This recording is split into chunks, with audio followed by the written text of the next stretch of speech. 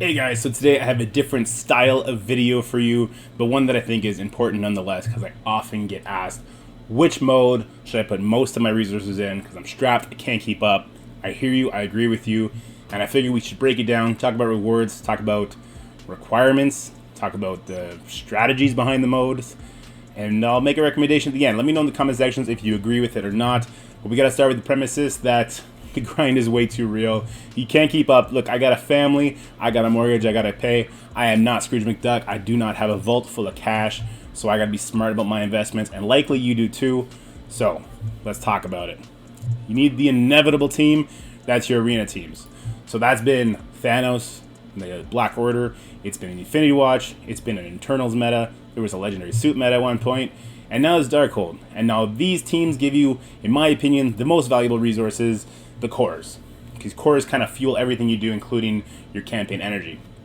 These teams have, for the most part, kept up with the meta in all modes. Black Order, on their way out. I would never suggest going back and building Black Order at this point. But Infinity Watch, probably still a top 5 team. Eternals, probably still top 5, and there's always room for them to build more Eternals. Darkhold, right now, probably the top team in the game in all modes. And I don't know if they're going to get kicked out of the meta in the next 2 years unless we go from this power leap to a power leap off cliff, because it's just been insane. The resistance, the turn meter manipulation, the trauma, the safeguard, everything that this team has in all modes is stupid. And then we have Dormammu. He's obviously been in the meta as well, and I don't see his value declining anytime soon. Same goes for Doom. Ultron would probably fall into that Black Order category. But my point here is that you need to build this team for Arena. This is kind of like a one-off. I'm not going to include it in comparison with the other modes. Keep up with the Arena meta, and that team is going to be valuable in likely all modes, especially with the Apocalypse Arena team likely around the corner. So that leaves us with 3 big options. We got War, we got Crucible, we got Raid. You could also probably throw Scourge in here, though that's kind of a function of just the character unlocks. Tower hopefully will become like a full-fledged mode at some point where we get it at least once a patch. But right now, these are just the 3 modes we're going to talk about. And we'll start this off with, undoubtedly, the most expensive mode to keep up with, the War teams. Now, I had to shave off characters from this picture. You notice some characters, like some team MVPs, whatever you want to call them, they're missing from this because it was overloading on the file size. In War, you need at least 10 defensive teams, and your alliance probably wants you to have a couple bangers on there, right? Some fully invested teams, and then like 12 to 14 offensive teams. You can get away with 11, but in competitive sense, you're probably going to want 12. And this video is talking to those who are trying to be competitive in these modes. That leads you to a total of like 120 characters. That's a lot. It's impossible to keep up with. And speaking of keeping up with, it is the most evolving game mode. You literally have a month before your worst team on either offense or defense gets recycled out. Like Marauders is probably going to be cycled out when the next defensive team comes, because they're the worst defensive team, but we just made them a few months ago. The reworks kind of push them out, like Wakandans are harder to beat than Marauders, and that kind of thing shuffles it. So it is the most evolving. Whenever a new team comes out, that team is either going to be the new best offensive team, or at least the new best top 5 offense team, or it'll be the defensive team. It's new, everyone throws on defense, and you do your thing. So it is the most evolving, it is the hardest to keep up with. The rewards are tied to your alliance. Your alliance's rankings, whether that be bronze, silver, gold, platinum, or the elusive diamond. Your ideology of your alliance. Is your alliance the type of alliance that you need to be on within the first hour? You need to have your 8 attacks in. Is that something you're into? Is that something the other 23 people in your alliance will actually keep up with? That's a problem. And then stability. War is the mode that burns the most people out of this game. It really does, especially with this new heavy defense meta, where wars are no longer decided in the first 12 hours of the day that the war's running, but in the last 6 hours, which is insane. The stability of War is very questionable, shaky, and it leads to the most burnout. So there's that to worry about too. You're pretty much ready to go 50-50 in this mode. You're just going to get crazy TCP punch-ups at some point, unless you're in a top 4+ alliance, right? So if you're the 4th best alliance in Zone 1, you're going to have your 5 guaranteed wins, and then in 3 wars, you just get absolutely crushed. So this would be, I think, V for Vendetta is the top 4 right now in Zone 1. They probably beat up everybody below them. And then when they face Mutiny, Baby Yoda, and Legion, they just get beat up. So it's rigged against you unless you're the very, very toppest dog. Like Mutiny at least gets to win all 8 in a row. Good for them. They probably love war. I'm gonna sneeze. It is the slowest mode to progress. So if you're a new player, sorry guys, I'm gonna sneeze. If you're a new player and you're in a gold alliance and your alliance is trying to climb to platinum and then climb through platinum to diamond, this is a months and months and months long endeavor. Unless you can find a way to buy an old shell from somebody who already had the ranking, but then you're just gonna tank the ranking. It's the slowest mode to progress to get the better rewards. And it feels that you have very little control out of how quickly you progress. Even if your alliance, all 24 of you are gun-ho and you're really going at it, there's no way for you to dictate how fast you're going to grow because it is rigged to go 50-50. It is a source of, let me hide for a second here, T2 ISO Blue ions. That's the ions we need for the Apocalypse unlock that's going to be coming. It's the ions you need to unlock Doom 3.5. So it's very exclusive, and they took away that monthly event that was giving us, 1 million, which was enough for a character in a little bit. So it's a very in-demand material. So that's in War's favor, for sure. T4s, you get pretty good amount of T4s. They kind of changed the way you get T4s recently by being a seasonal payout instead of, well, it's half of it was seasonal payout before. And you used to get some at the end of every war. That doesn't feel great. At least it doesn't yet. We'll see when we get that first war payout if it feels a little better. But it is one of the main sources of T4s. So that is also in War's favor. T4s really do unlock the full potential of characters. And then it has the war currency, which I think might be the most valuable resource that we get from War, just because of how much they love slapping the most important characters in the War store, right? Scarlet Spider was just added in there recently, and now Echo's going right back in. You notice they skipped the Blitz store. The Raid store might have got Spider-Gwen at some point, where, I don't know, you open the game and they give you Spider-Gwen shards for whatever reason. But it is what it is. So, the War currency is very valuable for characters, in the new ones they put in there to be farmed for the first time. And then there's also teal gear in there. There's your orange gear if you're still at that part of the game. It's a very in-demand currency. It probably rivals Crucible because of the character shards. As well as all these, you also get gold at every win. I think in Diamond, we get nearly 600,000 gold for a win, which is very big. Which, all that works in War's favor, right? It's a very profitable mode if you're there. Moving on, we got Crucible teams. This photo was a lot more manageable to do, because as we know, you need six defensive teams and 6 to 8 offensive teams, which is 70 characters total. It's almost half of what you need for War, and it's a much, much, much more stable game mode. The preseason before we got the first room change lasted 3 or 4 months, and then the one that we just had lasted, I think, 2 or 3 months. And a lot of the characters you invested in during that time are still going to carry over. Your Weapon X is still going to carry over to the next season. Your Darkhold is still going to carry over. Your Unlimited, definitely still going to carry over. So it's a much more stable game mode. It does still suffer from new team additions, right? Like when Bionic Avengers came out, they became an instant counter to Web Warriors, which was nice because everyone had Web Warriors huge, but didn't really want to invest too much into Uncanny. So it played out. So there is an evolution in that sense. But Wakandan team, they're not going anywhere for a while. Young Avengers will be very relevant in this game mode. Eternals, Infinity Watch, they all still have extreme relevance in this mode. So it is much more stable than War, just by way that there's not as many teams needed, right? Like A-Force came out after Eternals. They're very good in Crucible, but Eternals still blow them out of the water. Aside from that, Crucible is the only game mode that you are in complete control over. It's you versus one other person, your roster versus theirs.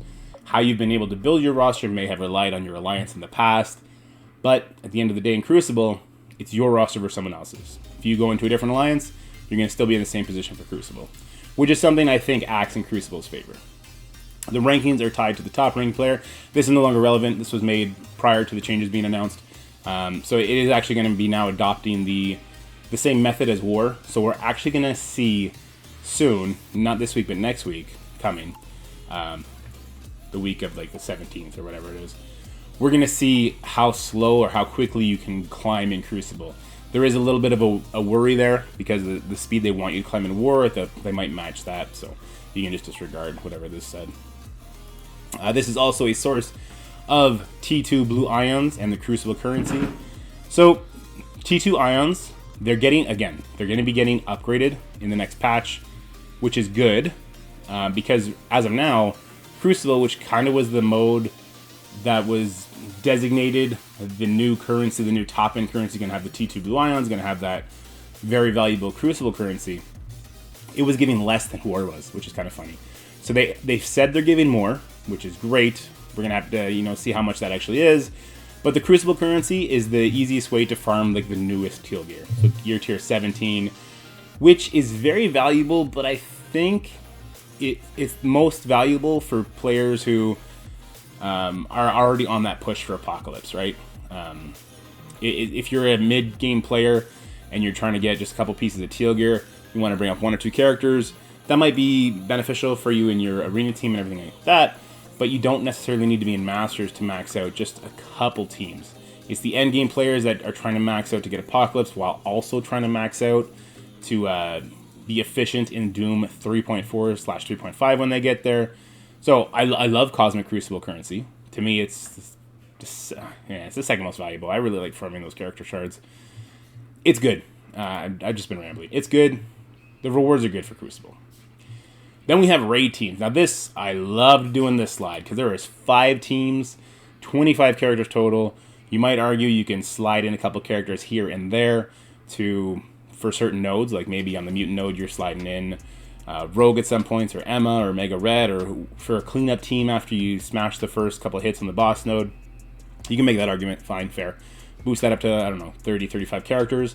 It's still half of the other game modes. So it's very easy to put resources into 5 teams, maybe 6 or 7 teams total, like total number of characters, and be very efficient in your raids, which is great. You don't really need to open up your wallet to do that, except for the new teams that are being unlocked, right? Like Bionic Avengers is the only way to get through tech. The old team that we were using in Doom 2, like the Lady Deathstrike, the Child, Kestrel, all that, it got absolutely waxed by Doom 3. I think by 3.3, it was pretty much a gong show. It was awful. So there is that regard. We're probably going to be getting another mutant team in the form of Archangel, the Horseman of Death, coming up soon. So there is that, but if you are a spender, I'm not suggesting anyone become a spender. Raid is the easiest mode to spend on, because once you get those character shards, you build up that character, that's it for like a year or 2. The rate that they make new raids is so slow that you get the most value from investing in your raid teams. I don't think that's arguable. Like I just said, it is the most stable game mode. I should have been playing this while we were talking. But where it does fall short is you're reliant on your alliance for participation, right? So if somebody can't finish their raid nodes because, I don't know, their kid got hit by a car, not to be too grim, and they have to go to the hospital. The kid is perfectly fine, though, in this story, just so everyone is aware. Then they don't finish their node, then you don't get those rewards for the 100% complete or 60% or whatever the case may be. So that sucks. Being reliant on 23 other people is harsh. Same with progression. You are at the mercy of your alliance for progressing. So maybe you're the whale / Kraken in your alliance. You're ready for 3.4, but you love your alliance. They're not ready for that. They're still doing 3.1 comfortably. They don't want to push. They're chilling. You're at the mercy of your alliance for that. So I don't really like that either. And stability, your alliance needs to be able to replace members as they retire, quit, or move on, whatever the case may be, to cover the raid nodes. Now, in Doom 3, you really only need, I guess, 6 people per team, so you can shave 6 off, but then you're using a lot of cores to get through it. It becomes a mess in that sense. So you are reliant on your alliance leaders keeping the wheels turning on the alliance, right? Keeping all members in the loop, making sure everyone's doing the right lane, so that you're reliant on that, which I think is another bummer.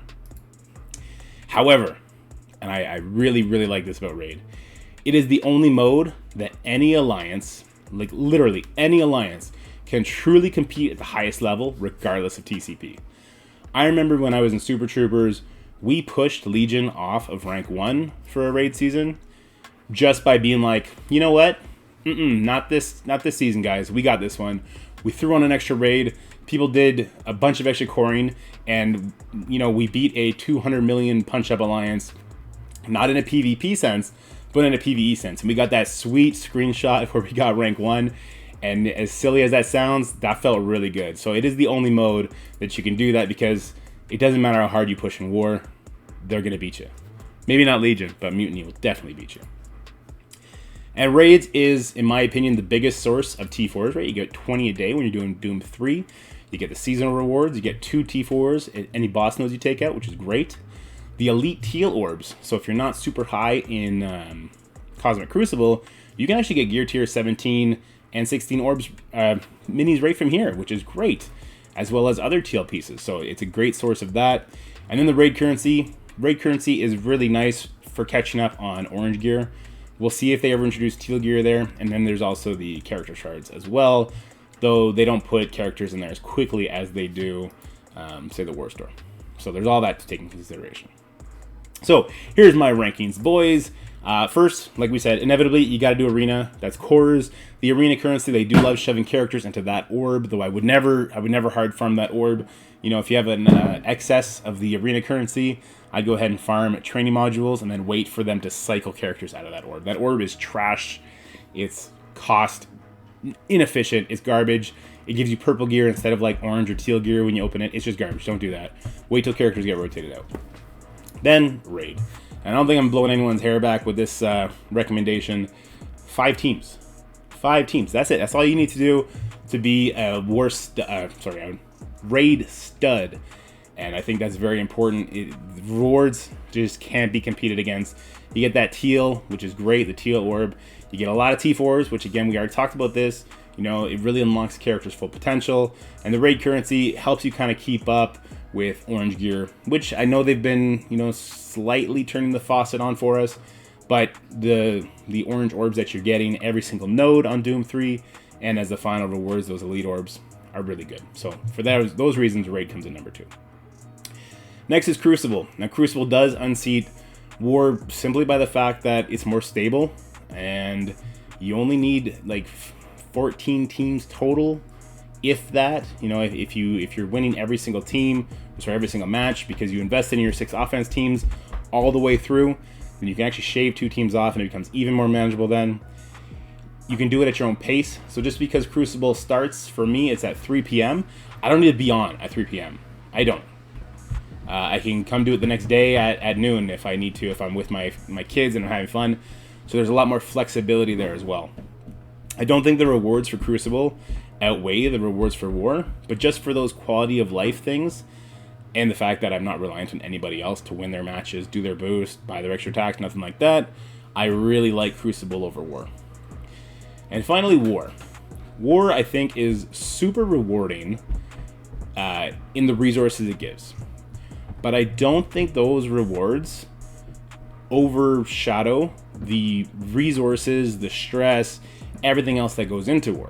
War has so many problems to the point where my next video is going to be about the problems of War right now.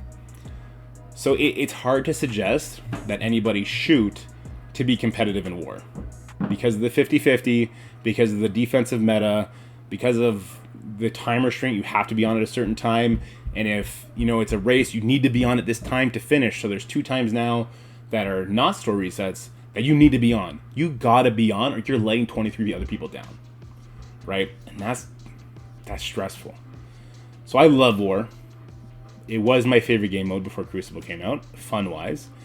But I cannot recommend it over anything at this point. Hell, I'd rather build tower teams. I'd rather build up my Wakandans, because I think they're going to be tower studs, than I would build up my A-Force. Take that as you want, right? But anyway, guys, that's what I got for you. Let me know if you disagree with me or agree with me in the comment section below. Let me know what your favorite mode is. If you have any ideas for other modes, like I know World Boss is always thrown out there. I think that'd be really fun. I don't know how they can implement it in the Marvel Strike Force ecosystem, though. But yeah, and as always, stay happy, healthy, have fun, like, share, and subscribe, and I'll see you guys next time. Bye.